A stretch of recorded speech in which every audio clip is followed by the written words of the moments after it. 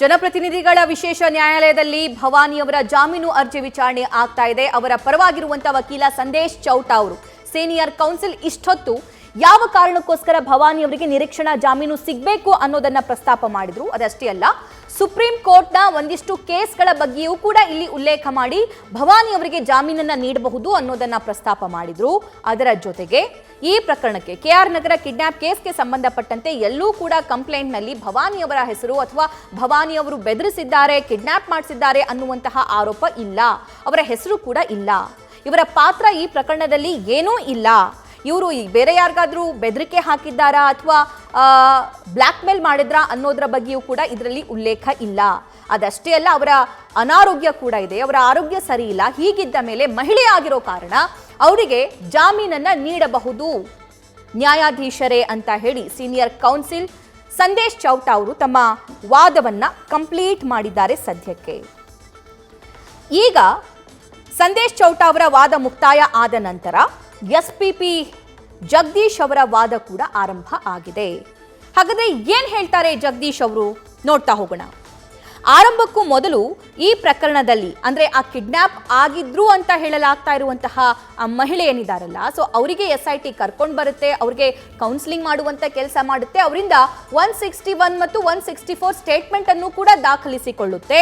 ಆ ಸ್ಟೇಟ್ಮೆಂಟ್ಸ್ ಅನ್ನ ಈಗಾಗಲೇ ಕೋರ್ಟ್ಗೆ ಸಲ್ಲಿಕೆ ಮಾಡಿದ್ದಾರೆ ಎಸ್ಪಿಪಿ ಜಗದೀಶ್. ಸಂದೇಶ್ ಚೌಟಾ ಆದೇಶಕ್ಕೆ ಪ್ರತಿವಾದವನ್ನ ಇಲ್ಲಿ ಅವರು ಮಾಡ್ತಾ ಇದ್ದಾರೆ. ಭವಾನಿ ಸಲ್ಲಿಸಿರುವಂತಹ ಅರ್ಜಿ ಅಂಶಗಳ ಉಲ್ಲೇಖ ಮಾಡ್ತಾ ಇದ್ದಾರೆ. ಭವಾನಿ ವಿರುದ್ಧ ಅನೇಕ ಸಾಕ್ಷಿಗಳು SITಗೆ ಲಭ್ಯವಾಗಿದೆ ಅಂತ ಎಸ್ಪಿಪಿ ಜಗದೀಶ್ ಅವರು ಇಲ್ಲಿ ಹೇಳ್ತಾ ಇದ್ದಾರೆ. ಭವಾನಿ ವಿರುದ್ಧ ಇರುವ ಸಾಕ್ಷಿಗಳ ಬಗ್ಗೆ ಲಿಖಿತ ದಾಖಲೆಯನ್ನ ಈಗಾಗಲೇ ಸಲ್ಲಿಕೆ ಮಾಡಲಾಗಿದೆ. ಅಂದ್ರೆ 161 ಮತ್ತು 164 ಸ್ಟೇಟ್ಮೆಂಟ್ ಏನಿದೆ, ಆ ಸ್ಟೇಟ್ಮೆಂಟ್ನಲ್ಲಿ ಭವಾನಿ ಅವರ ವಿರುದ್ಧ ಆ ಸಂತ್ರಸ್ತೆ ಮಾತನಾಡಿದ್ದಾರೆ ಅಥವಾ ಹೇಳಿಕೆಯನ್ನ ಕೊಟ್ಟಿದ್ದಾರೆ. ಆ ಹೇಳಿಕೆಯನ್ನ ಈಗಾಗಲೇ ನಾವು ನಿಮಗೆ ಕೊಟ್ಟಿದ್ದೀವಿ, ಅದನ್ನ ದಯವಿಟ್ಟು ಕನ್ಸಿಡರ್ ಮಾಡಿ ಅಂತ ಹೇಳಿ ಎಸ್ಪಿಪಿ ಜಗದೀಶ್ ಅವರು ನ್ಯಾಯಾಲಯದಲ್ಲಿ ತಮ್ಮ ಪ್ರತಿವಾದವನ್ನ ಮಾಡ್ತಾ ಇದ್ದಾರೆ. ಭವಾನಿ ವಿರುದ್ಧ ಇರುವಂತಹ ಸಾಕ್ಷ್ಯಗಳ ಬಗ್ಗೆ ಲಿಖಿತ ದಾಖಲೆಯನ್ನ ಈಗಾಗಲೇ ಸಲ್ಲಿಕೆ ಮಾಡಿದ್ದಾರೆ.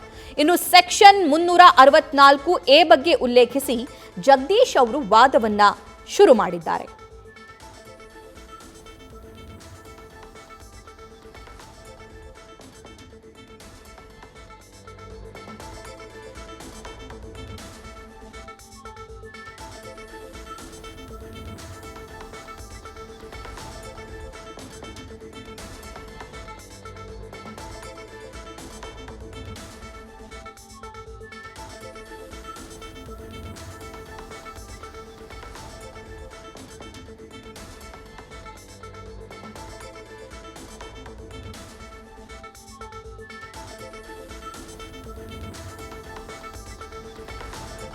ಸಂದೇಶ್ ಚೌಟಾ ಅವರ ವಾದ ಮುಕ್ತಾಯ ಆಗಿದೆ ಸದ್ಯಕ್ಕೆ.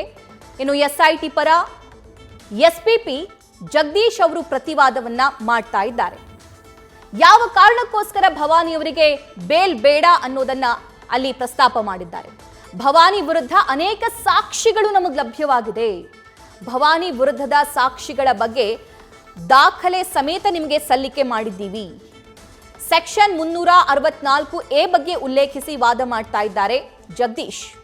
ಕಿಡ್ನಾಪ್ ಮತ್ತು ಒತ್ತೆಯಾಳಾಗಿಡುವ ಬಗ್ಗೆ ವಿಶ್ಲೇಷಣೆಯನ್ನ ಇಲ್ಲಿ ಮಾಡಲಾಗ್ತಾ ಇದೆ. ಅದಷ್ಟೇ ಅಲ್ಲ, ತುಂಬಾ ಇಂಪಾರ್ಟೆಂಟ್ ಅಂದ್ರೆ ಈ ಪ್ರಕರಣಕ್ಕೆ ಸಂಬಂಧಪಟ್ಟಂತೆ ಸಂತ್ರಸ್ತೆಯ 161 ಮತ್ತು 164 ಸ್ಟೇಟ್ಮೆಂಟ್ ಅದನ್ನು ಕೂಡ ಈಗಾಗಲೇ ಕೋರ್ಟ್ಗೆ ಸಲ್ಲಿಕೆ ಮಾಡಿದ್ದಾರೆ. ಭವಾನಿ ಸಲ್ಲಿಸಿರುವಂತಹ ಅರ್ಜಿಯನ್ನ ಆ ಪಾಯಿಂಟ್ಸ್ ಅನ್ನ ಉಲ್ಲೇಖ ಮಾಡ್ತಾ ಇದ್ದಾರೆ ಎಸ್ಪಿಪಿ BN ಜಗದೀಶ್ ಅವರು. ಭವಾನಿ ವಿರುದ್ಧ ಅನೇಕ ಸಾಕ್ಷಿಗಳು ಕೂಡ ನಮಗೆ ಲಭ್ಯವಾಗಿದೆ ಅನ್ನೋದನ್ನ ಅಲ್ಲಿ ಹೇಳ್ತಾ ಇದ್ದಾರೆ. ಕಿಡ್ನಾಪ್ ಮತ್ತು ಒತ್ತೆಯಾಳಾಗಿಡುವ ಬಗ್ಗೆ ವಿಶ್ಲೇಷಣೆಯನ್ನ ಮಾಡಲಾಗ್ತಾ ಇದೆ. ದೂರುದಾರನ ದೂರಿನ ಅಂಶಗಳನ್ನ ಜಗದೀಶ್ ಅವರು ಓದ್ತಾ ಇದ್ದಾರೆ. ಅಂದ್ರೆ KR ನಗರದಲ್ಲಿ ಆ ಪೊಲೀಸ್ ಸ್ಟೇಷನ್ ಅಲ್ಲಿ ದಾಖಲಾಗಿದ್ದಂತಹ ಕೇಸ್ಗೆ ಸಂಬಂಧಪಟ್ಟಂತೆ ಆ ಪ್ರತಿ ಏನ್ ಹೇಳುತ್ತೆ, ಆ ಪ್ರತಿಯಲ್ಲಿ ಯಾವೆಲ್ಲ ಪಾಯಿಂಟ್ಸ್ಗಳನ್ನ ಉಲ್ಲೇಖಿಸಿ ಕಂಪ್ಲೇಂಟ್ ನೀಡಲಾಗಿದೆ, ಯಾಕೆ ಈ ಕೇಸ್ ಇಷ್ಟೊಂದು ಸೀರಿಯಸ್ ಆಗಿ ಕನ್ಸಿಡರ್ ಮಾಡಬೇಕು ಅನ್ನುವಂತಹ ಪ್ರತಿವಾದವನ್ನ ಮಂಡಿಸ್ತಾ ಇದ್ದಾರೆ ಜಗದೀಶ್ ಅವರು. ದೂರುದಾರನ ದೂರಿನ ಅಂಶಗಳನ್ನ ಓದ್ತಾ ಇದ್ದಾರೆ. ಆ ದೂರುದಾರ ತನ್ನ ತಾಯಿ ನಾಪತ್ತೆಯಾಗಿದ್ದಾರೆ, ಅವ್ರನ್ನ ಕಿಡ್ನಾಪ್ ಮಾಡಿದ್ದಾರೆ ಅಂತ ಯಾವೆಲ್ಲ ಅಂಶಗಳನ್ನ ಸೇರಿಸಿದ್ದಾರೆ, ಈ ಪ್ರಕರಣದಲ್ಲಿ ಸತೀಶ್ ಬಾಬಣ್ಣ ಬಂದು ರಾತ್ರಿ 9 ಗಂಟೆ ಸುಮಾರಿಗೆ ಸ್ಪ್ಲೆಂಡರ್ ಬೈಕ್ನಲ್ಲಿ ತಮ್ಮ ತಾಯಿಯನ್ನ ಕರ್ಕೊಂಡು ಹೋದ್ರು ಅನ್ನುವಂತಹ ಪಾಯಿಂಟ್ ಅನ್ನು ಕೂಡ ದೂರಿನಲ್ಲಿ ಉಲ್ಲೇಖ ಮಾಡಿದ್ರಲ್ಲ, ಅದನ್ನ ಇಲ್ಲಿ SIT ಪರ ವಕೀಲ ಜಗದೀಶ್ ಅವರು ಓದ್ತಾ ಇದ್ದಾರೆ ಆ ಕಂಪ್ಲೇಂಟ್ ಕಾಪಿಯಲ್ಲಿ ಏನೇನಿದೆ ಅಂತ. ಇನ್ನು ಸತೀಶ್ ಬಾಬಣ್ಣಗೂ ಭವಾನಿಯವ್ರಿಗೂ ಏನ್ ಸಂಬಂಧ ಇದೆ, ದೂರದ ಸಂಬಂಧಿ ಅಂತ ಹೇಳ್ತಾ ಇದ್ದಾರೆ.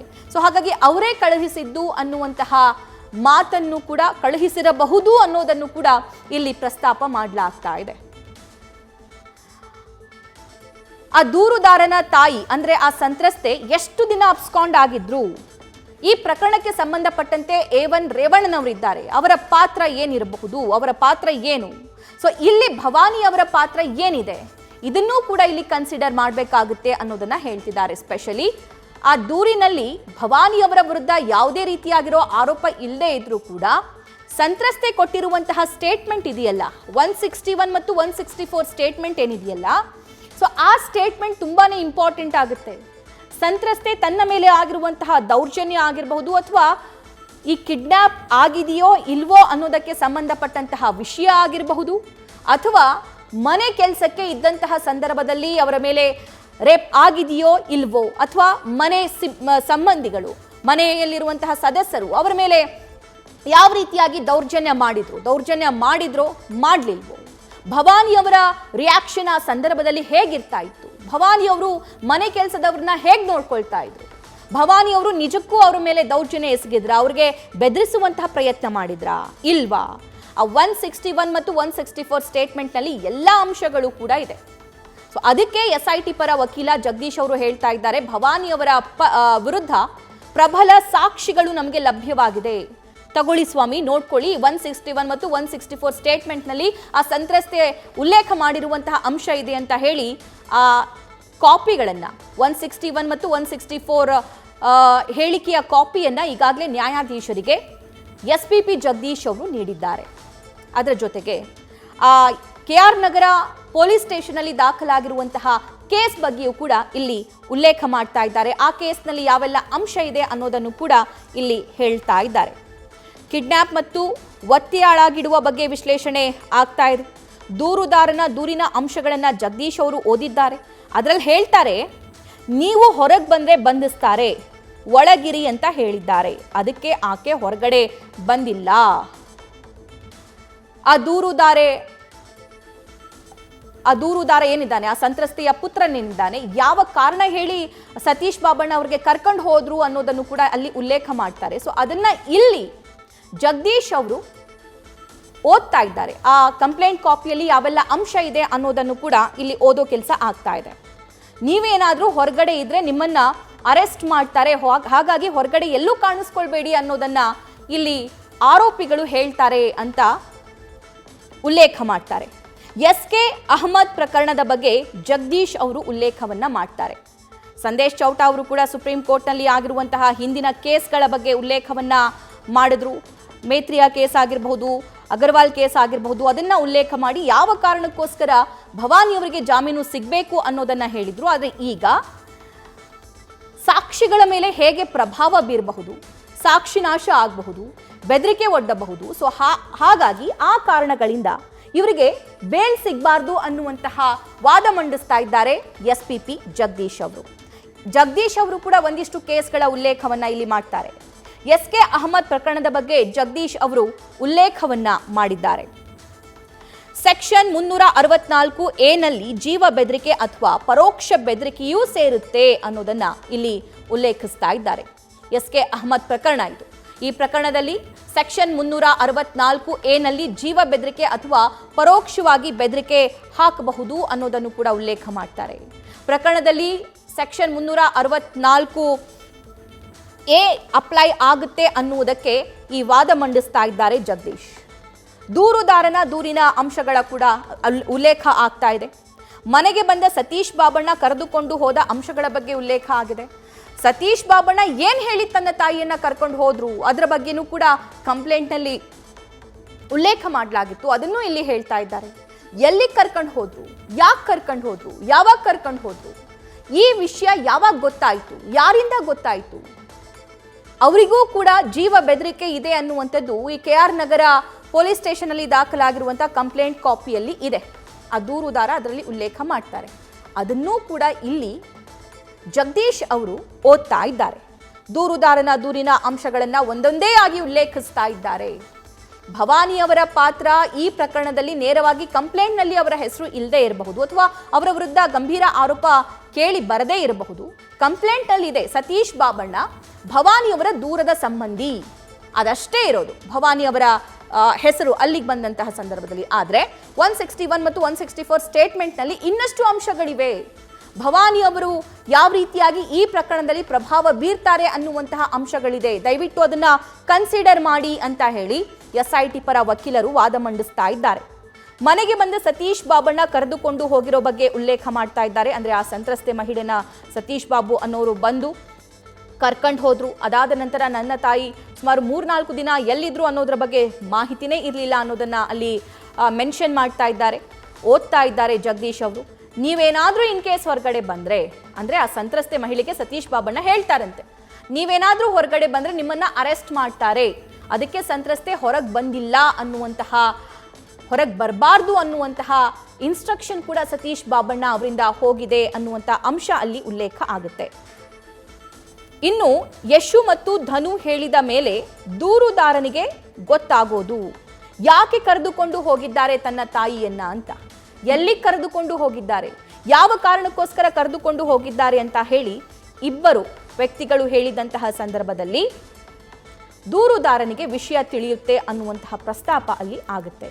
ಯಾಕೆ ಕರ್ಕೊಂಡು ಹೋದ್ರು, ಯಾವಾಗ ಕರ್ಕೊಂಡು ಹೋದ್ರು, ಎಲ್ಲಿ ಕರ್ಕೊಂಡು ಹೋದ್ರು, ಯಾರ ಇನ್ಸ್ಟ್ರಕ್ಷನ್ ಮೇಲೆ ಕರ್ಕೊಂಡು ಹೋದ್ರು, ಇದರ ಬಗ್ಗೆಯೂ ಕೂಡ ಇಲ್ಲಿ ಉಲ್ಲೇಖ ಆಗ್ತಾ ಇದೆ. ಆ ಸಂತ್ರಸ್ತಿಯನ್ನ ಕರೆದುಕೊಂಡು ಹೋಗುವಾಗ ಇದ್ದಂತಹ ದೂರುದಾರ ಆತನಿಗೆ ಆನಂತರ ವಿಡಿಯೋ ವೈರಲ್ ಆಗಿರುವಂತ ವಿಚಾರ ಗೊತ್ತಾಗುತ್ತೆ. ಅವರ ಸಂಬಂಧಿಕರು ಆ ದೂರುದಾರನಿಗೆ ಕಾಲ್ ಮಾಡಿ ಹೇಳ್ತಾರಂತೆ, ಇಂಥದ್ದೊಂದು ವಿಡಿಯೋ ವೈರಲ್ ಆಗ್ತಾ ಇದೆ, ಏನ್ ಕತೆ ಇದು ಅಂತ ಅವರ ಗಮನಕ್ಕೆ ತರ್ತಾರಂತೆ. ಅಲ್ಲಿವರೆಗೂ ತನ್ನ ತಾಯಿ ಯಾವ ಕಾರಣಕ್ಕೋಸ್ಕರ ಹೋಗಿದ್ದಾರೆ, ತನ್ನ ತಾಯಿಯನ್ನ ಸತೀಶ್ ಬಾಬಣ್ಣ ಬಂದು ಯಾವ ಕಾರಣಕ್ಕೋಸ್ಕರ ಆ ಸಂತ್ರಸ್ತೆಯನ್ನ ಕರೆದೊಯ್ದಿದ್ದಾರೆ, ಅದರ ಬಗ್ಗೆ ದೂರುದಾರನಿಗೆ ಏನೂ ಗೊತ್ತಿರಲಿಲ್ಲ. ಆದರೆ ಯಾವಾಗ ಯಶು ಮತ್ತು ಧನು ಅನ್ನುವಂತಹ ಇಬ್ಬರು ಈ ವಿಡಿಯೋ ವೈರಲ್ ಬಗ್ಗೆ ಪ್ರಸ್ತಾಪ ಮಾಡ್ತಾರೋ ಆಗ ದೂರುದಾರನಿಗೆ ಈ ವಿಷಯ ತಿಳಿಯುತ್ತೆ. ಓ, ಇದೇ ಕಾರಣಕ್ಕೆ ನನ್ನ ತಾಯಿ ಹೋಗಿರಬಹುದಾ, ಅಥವಾ ಅವರಿಗೆ ಯಾರಾದರೂ ಒತ್ತಡ ಹೇರಿರಬಹುದಾ, ಅಥವಾ ಯಾರಾದರೂ ಆಮಿಷ ಒಡ್ಡಿರಬಹುದಾ, ಬೆದರಿಸಿರಬಹುದಾ ಅನ್ನುವಂತಹ ವಿಷಯ ಮನವರಿಕೆ ಆಗುತ್ತೆ. ಯಾರಿಗೆ? ದೂರುದಾರನಿಗೆ. ಈ ಬಗ್ಗೆ ಆರೋಪಿ ರಾಜು ಮಾತಾಡಿದ್ದ ಬಗ್ಗೆ ಸಂಬಂಧಿ ಕಾಲ್ ರೆಕಾರ್ಡ್ ಈಗಾಗಲೇ ಮಾಡಿರ್ತಾರಂತೆ. ಅನೇಕ ವಿಚಾರಗಳ ಹೊರಬಿದ್ದಂತಹ ಸಂದರ್ಭವನ್ನು ಕೂಡ ಇಲ್ಲಿ ಉಲ್ಲೇಖಿಸ್ತಾ ಇದ್ದಾರೆ. ಅದರ ಟ್ರಾನ್ಸ್ಲೇಷನ್ ಪ್ರತಿಯನ್ನು ಕೂಡ ಸಲ್ಲಿಕೆ ಆಗ್ತಾ ಇದೆ.